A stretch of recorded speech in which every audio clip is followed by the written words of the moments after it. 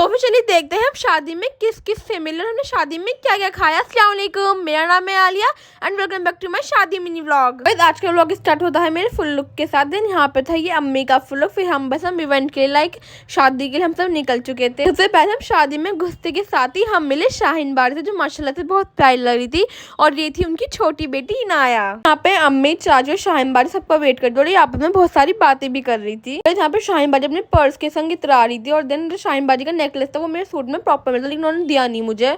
उसके बाद गई यहाँ पे आ गई थी समीना बारी, जो है चाची की नंद। यहाँ पे मैं मिल गई थी star of the event and Tarannum Bari, जिनकी देवर का आज वलीमा था, जो माशाल्लाह से बहुत खूबसूरत लग रही थी। और यहाँ पे ये सभी बात रही थी। ये थी तरन्नुम बारी छोटी वाली बेटी रिदा। और दिन गई यहाँ पे आ गई थी रिजवाना बारी, एकदम चटको बन के, जो माशाल्लाह से बहुत सुंदर लगी थी। यहाँ पे इन सबसे मैंने हाई करवाया था।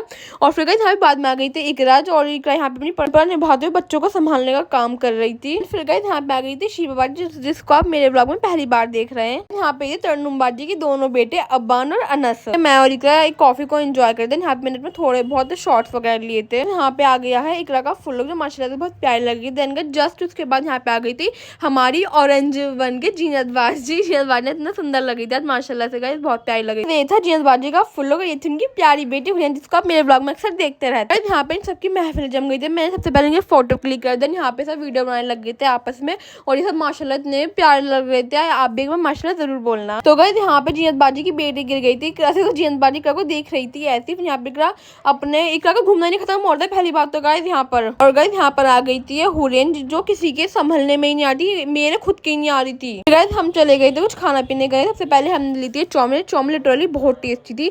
देन यहाँ पे अम्मी और चाची ने अपने लिए दही बड़े। फिर यहाँ पे मैं चली गई थी गोलगप्पे खाने। गोलगप्पे ऑल्सो टू टेस्टी गाइस।